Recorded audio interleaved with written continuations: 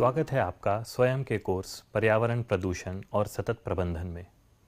मैं doctor Piyush Parkhe Trinity international से, और आज के व्याख्यान का विषय है प्राकृतिक संसाधनों के संरक्षण के सिद्धांत। आज हम अपने युग के सबसे महत्वपूर्ण और सामयिक विषयों में से एक पर चर्चा करेंगे। तेजी से बढ़ते औद्योगिकीकरण, शहरीकरण और प्राकृतिक संसाधनों के अभूतपूर्व उपयोग के युग में संरक्षण प्रयासों को निर्देशित करने वाले मूल सिद्धांतों को समझना एक स्थायी भविष्य को सुरक्षित करने के लिए आवश्यक है। प्राकृतिक संसाधन मानव अस्तित्व और वैश्विक अर्थव्यवस्था की रीढ़ हैं। इनमें नवीकरणीय संसाधन जैसे जल, जंगल और वन्य जीव, और गैर नवीकरणीय संसाधन जैसे जीवाश्म ईंधन, खनिज और धातु दोनों शामिल हैं। ये संसाधन सीमित हैं या इन्हें पुनर्जीवित होने में वर्षों लगते हैं। इसीलिए इनका असंवहनीय उपयोग पारिस्थितिक तंत्र, जैव विविधता और मानवता के लिए खतरा है। आज के व्याख्यान में संरक्षण के मुख्य सिद्धांत, संसाधनों के विभिन्न प्रकार और पारिस्थितिक संतुलन बनाए रखने, मानव कल्याण का समर्थन करने और सतत विकास को बढ़ावा देने में इन सिद्धांतों के महत्व को शामिल किया जाएगा। इस सत्र के अंत तक आपको इस बात की पूरी समझ हो जानी चाहिए कि संरक्षण क्यों आवश्यक है और हम प्राकृतिक संसाधनों के जिम्मेदार प्रबंधन में कैसे योगदान दे सकते हैं। पहले हमें यह समझना होगा कि प्राकृतिक संसाधन का संरक्षण जरूरी क्यों है। प्राकृतिक संसाधनों को उनकी नवीकरणीयता के आधार पर वर्गीकृत किया जाता है। नवीकरणीय संसाधन ऐसे संसाधन हैं जिन्हें समय के साथ प्राकृतिक रूप से पुनः प्राप्त किया जा सकता है। वे संसाधन जो अनंत मात्रा में उपलब्ध हैं और जिनका बार बार उपयोग किया जा सकता है, उन्हें नवीकरणीय संसाधन कहा जाता है। इन्हें वैकल्पिक संसाधन या अक्षय संसाधन भी कहते हैं। ये ऐसे संसाधन हैं जिन्हें पुनः प्राप्त किया जा सकता है। नवीकरणीय संसाधनों के उदाहरण में सूर्य का प्रकाश, हवा एवं पवन शामिल हैं। वे निरंतर उपलब्ध रहते हैं और उनकी मात्रा पर मानव उपभोग का कोई खास असर नहीं पड़ता है। हालांकि नवीकरणीय संसाधनों की पुनः प्राप्ति दर तेज नहीं होती है, और यदि उनका अत्यधिक उपयोग किया जाता है तो वे समाप्त होने के लिए अति संवेदनशील होते हैं। जैसे मैंने कहा, उदाहरण के तौर पे सूर्य ऊर्जा, यह ऊर्जा नवीकरणीय है और सूर्य एक प्रमुख स्रोत है। पवन ऊर्जा, पवन से उत्पन्न होने वाली बिजली। जल संसाधन जिनमें नदियां, झीलें और भूजल शामिल हैं, यह सभी नवीकरणीय ऊर्जा स्रोत के उदाहरण हैं। इसके अलावा बायोमास, जिसमें लकड़ी और फसल अपशिष्ट जैसे जैविक पदार्थ शामिल हैं। इसके बाद हम देखेंगे गैर नवीकरणीय संसाधन। ये वे संसाधन हैं जो सीमित मात्रा में मौजूद होते हैं और जिनकी स्थायी दर पर पुनः पूर्ति नहीं की जाती। वे संसाधन जो अपनी गैर नवीकरणीय प्रकृति के कारण बहुतायत में सीमित हैं और जिनकी उपलब्धता भविष्य में समाप्त हो सकती है, उन्हें गैर नवीकरणीय संसाधन कहा जाता है।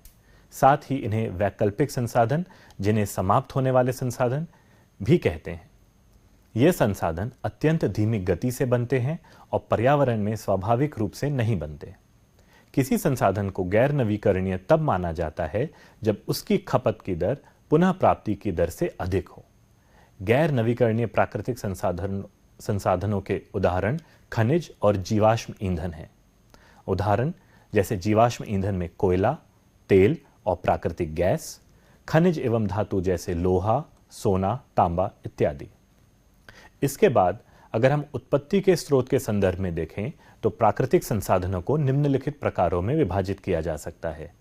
पहला, जैविक। जैविक प्राकृतिक संसाधन वे हैं जो कार्बनिक और जीवित पदार्थों से आते हैं। इनमें जानवर, जंगल और उनसे प्राप्त होने वाली अन्य सामग्री जैसे संसाधन शामिल हैं। पेट्रोलियम, तेल और कोयले जैसे जीवाश्म ईंधन भी इस समूह में शामिल हैं, क्योंकि वे सड़ चुके कार्बनिक पदार्थों से उत्पन्न होते हैं। अजैविक प्राकृतिक संसाधन वे हैं जो अजैविक और निर्जीव पदार्थों से आते हैं। इनके उदाहरण में पानी, जमीन, हवा और भारी वस्तुएं जैसे लोहा, तांबा, चांदी, सोना ऐसी धातुएं शामिल हैं। तीसरा वर्गीकरण प्राकृतिक संसाधनों को उनके विकास के चरण के आधार पर किया जाता है। इनमें संभावित संसाधन होते हैं जो वर्तमान में उपयोग में नहीं आते लेकिन भविष्य में मूल्यवान हो सकते हैं। उदाहरण के तौर पे गहरे समुद्र के खनिज और अज्ञात तेल भंडार। इसके अलावा वास्तविक संसाधन भी होते हैं, जिन्हें विकसित संसाधन भी कहा जाता है। वे संसाधन जिन्हें मनुष्य ने बहुत कम समय में खोजा है और विकसित किया है। इनका सर्वेक्षण पहले ही किया जा चुका है, इनकी मात्रा और गुणवत्ता भी निर्धारित की जा चुकी है और वर्तमान में इनका उपयोग किया जा रहा है। वास्तविक संसाधनों का विकास तकनीक पर निर्भर करता है। उदाहरण के तौर पे आज हम अपनी आवश्यकताओं के लिए जो जल, जीवाश्म ईंधन, खनिज, पौधे और जानवर उपयोग करते हैं, उनमें से अधिकांश वास्तविक संसाधन हैं। विकास के चरण के आधार पर तीसरा वर्ग है आरक्षित संसाधनों का। आरक्षित संसाधन वे वास्तविक संसाधन हैं जो हमारे पास नहीं है। वर्तमान में तकनीकी उपलब्धता के बावजूद उन्हें निकाला नहीं जा रहा। उन्हें दुनिया की भविष्य की आवश्यकताओं को पूरा करने के लिए संग्रहित किया जाता है। भविष्य में बिजली पैदा करने जैसी ऊर्जा आवश्यकताओं को पूरा करने के लिए बांध में पानी का भंडारण आरक्षित संसाधनों का एक उदाहरण है। इसी में चौथा वर्ग है स्टॉक संसाधनों का। स्टॉक संसाधन वे संसाधन हैं जिनके लिए वर्तमान में निकालने और उपयोग की कोई तकनीक उपलब्ध नहीं है। ये ऐसे संसाधन हैं जिनका सर्वेक्षण किया गया है, लेकिन तकनीक की कमी के कारण उनका उपयोग नहीं किया जा सकता। उदाहरण के लिए पानी में हाइड्रोजन और ऑक्सीजन होते हैं जो ज्वलनशील हैं, लेकिन हम इन तत्वों से ऊर्जा निकालने की तकनीक नहीं जानते हैं। अब हम आगे बढ़ते हैं प्राकृतिक संसाधनों के प्रमुख प्रकार पे। पहला प्रकार है जल संसाधन।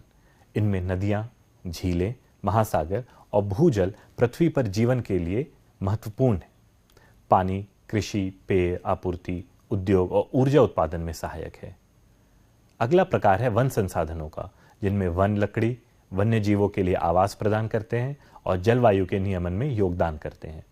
वे कार्बन डाइऑक्साइड, जो कि एक ग्रीन हाउस गैस है, उसे अवशोषित करने में और ऑक्सीजन छोड़ने में भी महत्वपूर्ण भूमिका निभाते हैं। तीसरे हैं खनिज संसाधन। इनमें पृथ्वी से निकाले गए धातु और अन्य पदार्थ शामिल हैं। वे औद्योगिक प्रक्रियाओं, प्रौद्योगिकी और बुनियादी ढांचे के विकास के लिए आवश्यक हैं। चौथे हैं जैव विविधता। यह पृथ्वी पर जीवन की विविधता को संदर्भित करता है, जिनमें विभिन्न प्रजातियां, पारिस्थितिक तंत्र और प्रजातियों के भीतर आनुवांशिक विविधता शामिल है। जैव विविधता परागण, पोषक चक्रण और जलवायु विनियम जैसे पारिस्थितिक तंत्र सेवाओं के आधार हैं। जीवाश्म ईंधन, कोयला, तेल और प्राकृतिक गैस ने जैसे औद्योगिक विकास को बढ़ावा दिया है, लेकिन ये कार्बन उत्सर्जन का एक महत्वपूर्ण स्रोत हैं जो जलवायु परिवर्तन में योगदान देते हैं। अब हम आगे बढ़ते हैं संरक्षण की अवधारणा पर। संरक्षण के सिद्धांतों पर गहराई से विचार करने से पहले यह परिभाषित करना आवश्यक है कि संरक्षण से हमारा क्या तात्पर्य है। संरक्षण प्राकृतिक संसाधनों का सावधानी पूर्वक प्रबंधन है ताकि उनका क्षरण या ह्रास रोका जा सके। इनमें स्थायी अभ्यास शामिल है जो यह सुनिश्चित करते हैं कि संसाधन भविष्य की पीढ़ियों के लिए उपलब्ध रहें। संरक्षण विभिन्न रूपों में हो सकता है, जिनमें शामिल हैं सुरक्षा, जैव विविधता और पारिस्थितिक तंत्र को मानवीय हस्तक्षेप से बचाने के लिए, जैसे राष्ट्रीय उद्यानों या वन्य जीव अभयारण्यों जैसे कुछ क्षेत्रों को अलग रखना शामिल है। इनके अलावा संधारणीय उपयोग, संसाधनों का ऐसे तरीके से उपयोग करना जिससे वे खुद को नवीनीकृत कर सकें। उदाहरण के लिए कटाई के बाद पेड़ लगाना या मछली पालन का प्रबंध करना ताकि मछलियों की आबादी स्थिर रहे। इनमें तीसरा शामिल है पुनर्स्थापना। मानवीय गतिविधियों से क्षतिग्रस्त हुए पारिस्थितिक तंत्रों को सक्रिय रूप से बहाल करना। इसमें पुनः वनीकरण प्रयास, आर्द्रभूमि बहाली या मृदा पुनर्वास शामिल हो सकते हैं। प्राकृतिक संसाधनों के संरक्षण की क्या आवश्यकता है? हम जानते हैं कि प्रकृति हमें हमारी सभी बुनियादी आवश्यकताएं प्रदान करती है, लेकिन हम इनका अत्यधिक दोहन करते हैं। यदि हम प्रकृति का दोहन करते रहेंगे तो भविष्य में संसाधन उपलब्ध नहीं रहेंगे। इसीलिए निम्नलिखित कारणों से प्रकृति को संरक्षित करने की तत्काल आवश्यकता है। यह जरूरतें इस प्रकार हैं। पहले, जीवन को सहारा देने के लिए पारिस्थितिक संतुलन बनाए रखना जरूरी है। दूसरा, विभिन्न प्रकार की प्रजातियों जैसे जैव विविधता को संरक्षित करना जरूरी है। तीसरे, वर्तमान और भावी पीढ़ियों के लिए संसाधन उपलब्ध कराए रखना जरूरी है। और चौथे, मानव जाति के अस्तित्व को सुनिश्चित करने के लिए इनका संरक्षण जरूरी है। प्राकृतिक संसाधनों के संरक्षण की आवश्यकता हमारे पूर्वजों ने महसूस की थी और भारत में प्रकृति और प्राकृतिक संसाधनों का सम्मान और संरक्षण करने की परंपरा थी। प्राकृतिक संसाधनों को पवित्र उपवन, वन, पवित्र तालाब और झील, पवित्र प्रजातियां आदि के रूप में संरक्षित किया जा सकता था, जैसे गंगा नदी। हमारे देश में प्राकृतिक वनों के संरक्षण की बात भगवान अशोक के समय से ही चली आ रही है। पवित्र वन अलग अलग आयामों के वन क्षेत्र हैं जिन्हें आदिवासी अपने देवताओं और पूर्वजों की आत्माओं को समर्पित करते हैं। इन वनों में पेड़ों को काटना, शिकार करना और अन्य मानवीय हस्तक्षेप सख्त वर्जित थे। यह प्रथा विशेष रूप से प्रायद्वीपीय, मध्य और पूर्वी भारत में व्यापक है और इसके परिणाम स्वरूप बड़ी संख्या में पौधों और जानवरों की सुरक्षा हुई है। इसी तरह कई जल निकायों जैसे सिक्किम के खेचोपलरी झील को लोगों ने पवित्र घोषित किया है। इस प्रकार जलीय वनस्पतियों और जीवों की रक्षा की गई। बरगद, पीपल, तुलसी आदि जैसे कुछ पौधों की पूजा करने से न केवल उन्हें संरक्षित किया गया है बल्कि उनके रोपण को भी बढ़ावा मिला है। इतिहास में ऐसे कई उदाहरण हैं जहां लोगों ने पेड़ों की रक्षा के लिए अपने प्राणों की आहुति दी है। भारत में हुआ चिपको आंदोलन इसका सबसे बेहतरीन उदाहरण है। यह आंदोलन हिमालय के गढ़वाल में गोपेश्वर गांव की महिलाओं द्वारा शुरू किया गया था। जब लकड़हारे पेड़ों को काटने आए तो उन्होंने पेड़ों को गले लगाकर इन्हें कटने से रोका। इससे करीब 12,000 वर्ग किलोमीटर संवेदनशील जल ग्रहण क्षेत्र बच गया। देश के कुछ अन्य हिस्सों में भी इसी तरह के आंदोलन हुए हैं। अब आइए उन सिद्धांतों पर नजर डालते हैं जो संरक्षण प्रयासों का मार्गदर्शन करते हैं। इन प्राकृतिक संसाधनों के संरक्षण के सिद्धांत। प्राकृतिक संसाधनों का संरक्षण कई मूलभूत सिद्धांतों द्वारा नियंत्रित होता है। ये सिद्धांत संधारणीय प्रबंधन के लिए एक रूपरेखा प्रदान करते हैं और पृथ्वी की प्राकृतिक प्रणालियों को संरक्षित करने में हमारे कार्यों का मार्गदर्शन करते हैं। इनमें पहला सिद्धांत है संधारणीय उपयोग। संरक्षण का पहला और सबसे बुनियादी सिद्धांत संधारणीय उपयोग। इस सिद्धांत इस बात पर जोर देता है कि प्राकृतिक संसाधनों का उपयोग उस दर पर किया जाना चाहिए जिस पर वे खुद को फिर से भर सकें। इसके लिए वर्तमान उपभोग और भविष्य की उपलब्धता के बीच संतुलन खोजने की आवश्यकता है। यदि नवीकरणीय संसाधनों का अत्यधिक उपयोग किया जाता है तो उनके पुनर्जन्म की क्षमता से समझौता हो सकता है, जिससे गिरावट और संभावित विलुप्ति हो सकती है। स्थायी उपयोग के प्रमुख पहलू हैं संसाधन पुनर्जनन को बनाए रखना। यह सुनिश्चित करना कि वन, मत्स्य पालन और मीठे पानी के स्रोतों जैसे नवीकरणीय संसाधनों का प्रबंधन इस तरह से किया जाए कि वे प्राकृतिक रूप से पुनर्जीवित हो सके। दूसरे, ऊर्जा दक्षता। जीवाश्म ईंधन जैसे गैर नवीकरणीय संसाधनों के संरक्षण के लिए ऊर्जा कुशल प्रौद्योगिकी और प्रथाओं का उपयोग करके ऊर्जा की खपत को कम करना। तीसरा है संधारणीय कृषि। ऐसी कृषि पद्धतियों का उपयोग करना जो मृदा स्वास्थ्य को बनाए रखें, जल संरक्षण करें और पर्यावरणीय प्रभावों को न्यूनतम करें। उदाहरण के तौर पे मृदा संरक्षण। मृदा संरक्षण का अर्थ है विभिन्न तरीकों को अपनाकर मृदा अपरदन को रोकना और मृदा की उर्वरता में सुधार करना। मृदा संरक्षण के कई तरीके हो सकते हैं, जैसे मिट्टी की उर्वरता को बनाए रखना, नियमित रूप से खाद और उर्वरक डालने के साथ साथ फसल चक्र अपनाकर भी उर्वरता को बनाए रखा जा सकता है। साथ ही चराई पे नियंत्रण। चराई केवल निर्दिष्ट क्षेत्रों में ही अनुमति दी जानी चाहिए। तीसरा है पुनः वन रोपण। पेड़ पौधे और वनस्पति लगाने से मृदा अपरदन कम होता है। चौथा है टेरेसिंग। पानी के तेज बहाव को नियंत्रित करने के लिए ढलान को कई समतल क्षेत्रों में विभाजित करना। यह ज्यादातर पहाड़ी इलाकों में किया जाता है। पांचवा उपाय है समोच्च जुताई। ढलान के समकोण पर जुताई करने से नालों में पानी फंस जाता है और वर्षा जल से मिट्टी का कटाव रुक जाता है। दूसरा सिद्धांत है सावधानी सिद्धांत। सावधानी सिद्धांत या एहतियाती सिद्धांत उन स्थितियों में निवारक उपायों की वकालत करता है जब पर्यावरण को गंभीर या अपरिवर्तनीय क्षति का जोखिम हो, भले ही पूर्ण वैज्ञानिक निश्चितता ना हो। दूसरे शब्दों में, यदि प्राकृतिक संसाधनों के लिए हमें कोई संभावित खतरा है तो हमें कार्रवाई करने से पूर्ण वैज्ञानिक प्रमाणों की प्रतीक्षा करने के बजाय सावधानी से कार्य करना चाहिए। सावधानी सिद्धांत के कुछ मुख्य पहलू हैं जोखिम प्रबंधन, कुछ प्राकृतिक संसाधनों के उपयोग से जुड़े जोखिम का मूल्यांकन करना और पारिस्थितिक तंत्र या मानव स्वास्थ्य को संभावित नुकसान को कम करने के लिए कदम उठाना। दूसरा, प्रदूषण निवारण, जब दीर्घकालिक प्रभावों के बारे में अनिश्चितता हो और प्रदूषकों को वायु, जल या मिट्टी में छोड़े जाने से रोकना।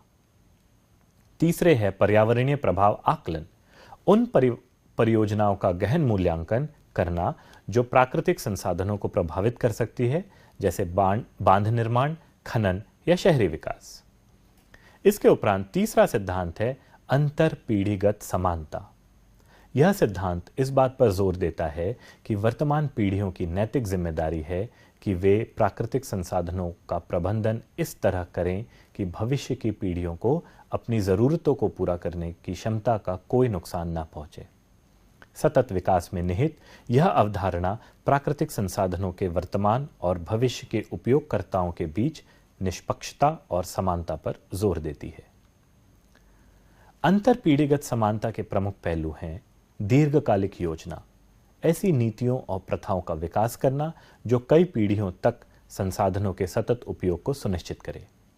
दूसरे, जैविक विविधता का संरक्षण, पारिस्थितिक तंत्र और प्रजातियों की रक्षा करना ताकि भावी पीढ़ियों को जैविक रूप से विविध और कार्यशील ग्रह विरासत में मिल सके। इसके अलावा कार्बन फुटप्रिंट में कमी, जलवायु प्रबंधन के दीर्घकालिक परिणामों से बचने के लिए ग्रीन हाउस गैस उत्सर्जन को सीमित करना। चौथा सिद्धांत है जैव विविधता संरक्षण। जैव विविधता जीवन के सभी रूपों, प्रजातियों, पारिस्थितिक तंत्रों और आनुवांशिक विविधता में विविधता का होना है। जैव विविधता संरक्षण प्राकृतिक प्रणालियों और मानव कल्याण के अस्तित्व के लिए महत्वपूर्ण है। जैव विविधता का नुकसान पारिस्थितिक तंत्रों की प्रभावी ढंग से काम करने की क्षमता को कमजोर करता है, जिसके परिणाम स्वरूप खाद्य उत्पादन, जल शोधन और जलवायु विनियम जैसी पारिस्थितिक तंत्र सेवाओं का नुकसान होता है। जैव विविधता संरक्षण के प्रमुख पहलू कुछ इस प्रकार हैं। मनुष्य प्रत्यक्ष या अप्रत्यक्ष रूप से काफी हद तक जीविका के लिए जैव विविधता पर निर्भर है। हालांकि बढ़ती जनसंख्या दबाव और विकास गतिविधियों के कारण प्राकृतिक संसाधनों में बड़े पैमाने पर कमी आई है। न केवल जैविक संपदा का प्रबंधन और संरक्षण करने की तत्काल आवश्यकता है, बल्कि बिगड़े हुए पारिस्थितिक तंत्र को भी बहाल करने की आवश्यकता है। खाद्य सुरक्षा, औषधीय लाभ और प्रकृति में पारिस्थितिक संतुलन के लिए जैव विविधता और आनुवांशिक संसाधनों का संरक्षण आवश्यक है। जैव विविधता का संरक्षण निम्नलिखित दो तरीकों से किया जा सकता है: इन सीटू संरक्षण और बाह्य संरक्षण। इन सीटू संरक्षण जैव विविधताओं का उस तरह संरक्षण है जैसे प्रजातियों को उनके प्राकृतिक आवास के भीतर। इस पद्धति में प्राकृतिक परिस्थिति तंत्र को बनाए रखा जाता है और संरक्षित किया जाता है। इन सीटू संरक्षण के कई लाभ हैं। यह जैव विविधता के संरक्षण की एक लागत प्रभावी और सुविधाजनक विधि है। दूसरा, एक साथ बड़ी संख्या में जीवों को संरक्षित किया जा सकता है। तीसरे, चूंकि जीव प्राकृतिक परिस्थितिक तंत्र में रहते हैं, इसीलिए वे बेहतर ढंग से विकसित हो सकते हैं और विभिन्न पर्यावरणीय परिस्थितियों में आसानी से समायोजित हो सकते हैं। कुछ संरक्षित क्षेत्र जहां यथास्थान संरक्षण होता है, उनमें राष्ट्रीय उद्यान, वन्यजीव अभयारण्य और जैव मंडल रिजर्व शामिल हैं। संरक्षित क्षेत्र वे निर्दिष्ट क्षेत्र जहां प्राकृतिक आवासों और प्रजातियों को संरक्षित करने के लिए मानव गतिविधि प्रबंधित है। इनके प्रकार हैं जैसे राष्ट्रीय उद्यान, संरक्षण और मनोरंजन के लिए प्रबंधित बड़े क्षेत्र। यह सरकार द्वारा बनाए गए छोटे रिजर्व हैं। इनकी सीमाएं अच्छी तरह से सीमांकित हैं और चराई, वानिकी, आवास और खेती जैसे मानवीय गतिविधियां निषिद्ध हैं। उदाहरण के लिए कान्हा राष्ट्रीय उद्यान या बांदीपुर राष्ट्रीय उद्यान। इनके अलावा प्रकृति आरक्षित क्षेत्र वे विशिष्ट प्रजातियों और पारिस्थितिक तंत्रों के संरक्षण के लिए सख्त संरक्षण वाले क्षेत्र हैं। वन्यजीव अभयारण्य ये वे क्षेत्र हैं जहां केवल जंगली जानवर पाए जाते हैं। लकड़ी की कटाई, खेती, लकड़ियों और अन्य वन्य उत्पादों का संग्रह जैसे मानवीय गतिविधियां यहां तब तक अनुमत है जब तक कि वे संरक्षण परियोजनाओं में बाधा न डालें। साथ ही पर्यटक मनोरंजन के लिए भी इन स्थानों पर आते हैं। बायोस्फीयर रिजर्व बहुउद्देशीय संरक्षित क्षेत्र है जहां वन्य जीव, निवासियों की पारंपरिक जीवन शैली और पालतू पौधों और जानवरों की सुरक्षा की जाती है। यहां पर्यटन और शोध गतिविधियों की अनुमति है।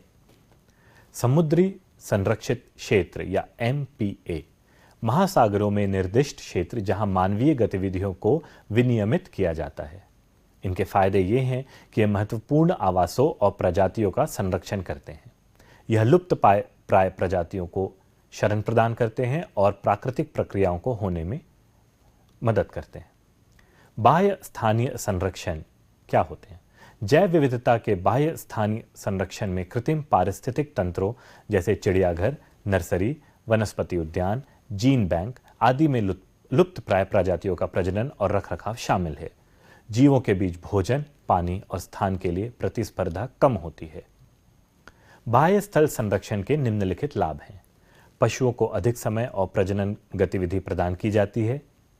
कैद में पाली गई प्रजातियों को जंगल में पुनः लाया जाता है। आनुवांशिक तकनीकों का उपयोग लुप्त प्राय प्रजातियों के संरक्षण के लिए किया जा सकता है। बोटैनिकल गार्डन्स शुरू में वनस्पति उद्यानों का निर्माण सौंदर्य कारणों के लिए किया जाता था, जहां आनंद के लिए विविध पौधे लगाए जाते थे। हालांकि समय के साथ वनस्पति उद्यान कई स्थानीय और विदेशी पौधों के प्रसार के लिए वैज्ञानिक अनुसंधान के केंद्र बन गए। प्राणी उद्यान चिड़ियाघर वे स्थान हैं जहां जानवरों को कैद में रखा जाता है। ऐसे कई जानवर दुर्लभ व लुप्त प्राय हैं और ऐसे मामलों में अपने प्राकृतिक आवास में विलुप्त हो चुके हैं।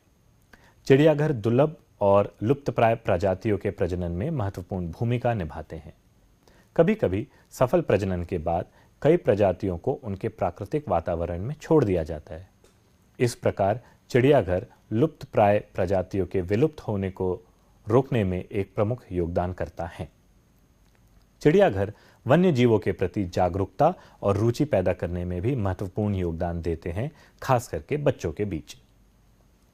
जीन बैंक या बीज बैंक ये कोल्ड स्टोरेज हैं जहां बीजों का भंडारण के लिए नियंत्रित तापमान और आर्द्रता पर रखा जाता है।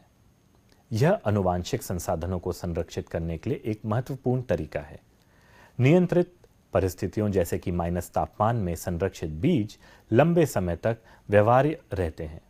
भंडारण के अलावा जीन बैंक बीज प्रसंस्करण, बीज सुखाने और परीक्षण से संबंधित वैज्ञानिक अनुसंधान के लिए भी अच्छी तरह से सुसज्जित हैं। उत्तक बैंक कई ऐसी वनस्पति प्रजातियां हैं जो बीजों से नहीं बल्कि वानस्पतिक तरीकों से फैलती हैं। उदाहरण के लिए आलू, गन्ना, लहसुन इत्यादि। उत्तक बैंक ऐसे वानस्पतिक रूप से फैलने वाले पदार्थों को संरक्षित करते हैं। उत्तक संवर्धन और जैव प्रौद्योगिकी से संबंधित अनुसंधान करने के लिए अन्य पौधों के हिस्से को भी उत्तक बैंकों में संरक्षित किया जाता है। यह फसलों और सब्जियों की उच्च उपज और रोग प्रतिरोधक किस्मों के उत्पादन का आधार बनता है। क्रायोप्रिजर्वेशन यह जैविक भागों के संरक्षण के लिए प्रौद्योगिकी का नवीनतम अनुप्रयोग है। यहाँ जीव या उनके भागों को तरल नाइट्रोजन यानी -196 डिग्री सेल्सियस में संग्रहित किया जाता है। जीवों की चयापचय गतिविधियों को कम तापमान के तहत निलंबित कर दिया जाता है, जिसका बाद में अनुसंधान उद्देश्यों के लिए उपयोग किया जाता है। सिद्धांत 5 प्रदूषणकर्ता भुगतान सिद्धांत। प्रदूषण फैलाने वाले को भुगतान करना होगा। सिद्धांत यह मानता है कि प्रदूषण फैलाने वालों को पर्यावरण और मानव स्वास्थ्य को होने वाले नुकसान को रोकने के लिए इसके प्रबंधन की लागत वहन करनी चाहिए। यह सिद्धांत उद्योगों और व्यक्तियों को प्रदूषण कम करने के और स्वच्छ तकनीक अपनाने के लिए प्रोत्साहित करता है। यह अधिक जिम्मेदार व्यवहार को प्रोत्साहित करने के लिए एक आर्थिक साधन भी है। प्रदूषणकर्ता भुगतान सिद्धांत का प्रमुख पहलू। पहला, प्रदूषण कर। उद्योगों या व्यक्तियों से उनकी गतिविधियों के कारण होने वाली पर्यावरणीय क्षति के लिए शुल्क लेना, जैसे उत्सर्जन के लिए कार्बन कर। दूसरे, पर्यावरण जुर्माना। पर्यावरण नियमों का पालन न करने पर जुर्माना लगाना, जैसे अवैध डंपिंग या वायु और जल का प्रदूषण। तीसरे, सफाई की जिम्मेदारी। प्रदूषकों से यह अपेक्षा करना कि वे पर्यावरण को होने वाले नुकसान को साफ करें, जैसे तेल रिसाव या दूषित भूमि। छठवां सिद्धांत भागीदारी और समावेशिता का है। संरक्षण प्रयासों में निर्णय लेने की प्रक्रिया में सभी हितधारकों जैसे सरकार, समुदाय, व्यवसाय और व्यक्तियों को शामिल किया जाना चाहिए। प्रभावी संरक्षण के लिए एक सहभागी दृष्टिकोण की आवश्यकता होती है, जिसमें स्थानीय समुदाय, स्वदेशी लोग और अन्य हाशिए पर पड़े समूह शामिल हैं। इन समूहों के पास अक्सर प्राकृतिक संसाधनों को स्थायी रूप से प्रबंधित करने का बहुमूल्य ज्ञान और अनुभव होता है। भागीदारी और समावेशिता का प्रमुख पहलू। संरक्षण परियोजनाओं में स्थानीय समुदायों को शामिल करना, जैसे समुदाय द्वारा प्रबंधित वन या जल संसाधन।